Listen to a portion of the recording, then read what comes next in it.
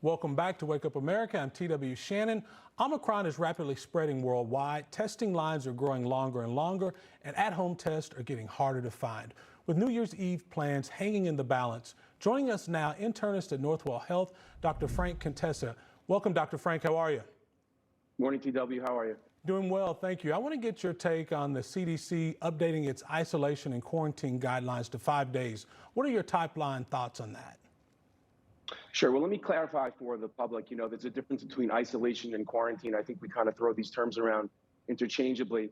So the way the CDC defines it, quarantine refers to if you've been exposed. So if someone in your household or a close contact has tested positive, you're considered exposed. And the quarantine refers to exposure. And it is down to 5 days, with 5 days of mask wearing after that.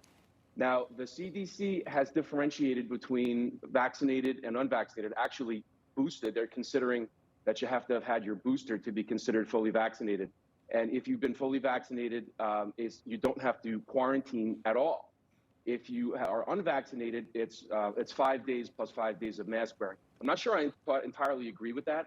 I don't think we should be differentiating between vaccinated and unvaccinated in the sense that people who've had the vaccine and been fully vaccinated and are unvaccinated can get and spread the virus just as easily.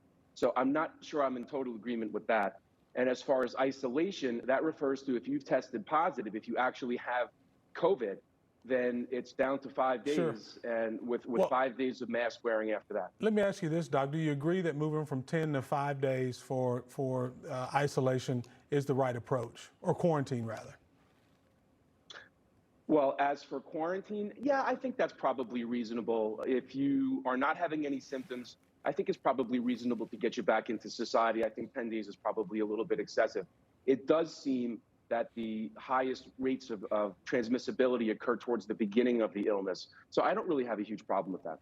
Well, there's a new study that says that Johnson & Johnson's booster protects against severe Omicron cases. Do you recommend for people to get the Johnson & Johnson vaccine or opt for Pfizer, Moderna? What's your choice? I think at this point, we should really be focusing the vaccination efforts on the highest risk populations. Given that Omicron is so transmissible and does not seem to respond well to the vaccines, I would focus on the highest risk populations, the elderly, the obese, hypertension, the risk factors that we've all come to be familiar with. I would focus on those. And then for younger, healthier people, I would really make it optional. I don't think that we should be forcing people to get it because, the argument that you need to get vaccinated to protect the guy sitting next to you on the bus has completely collapsed. We now know Absolutely. that Omicron is just as contagious to the vaccinated and unvaccinated. So I really think we've got to get away from that argument of, it's your patriotic duty to get vaccinated to protect the rest of society. Doc, let me ask you this. Let me jump in and ask you. Let me ask you a question, because my personal opinion is the better question that we should be asking Americans is, do you have immunity? Are you immune? Do you have some sense of immunity? Do you agree that that's a better question than are you vaccinated? 100% yes. Now, there are some studies showing that Omicron can reinfect, particularly if you've had one of the earlier forms of COVID, back in April of 2020. But if you do get reinfected, chances are it's going to be extremely mild. You'll just have a cold. And that's what Omicron has been showing to and that's give a good us anyway. thing. That is a good thing. That is a very good thing, TW. We're heading towards a herd immunity state.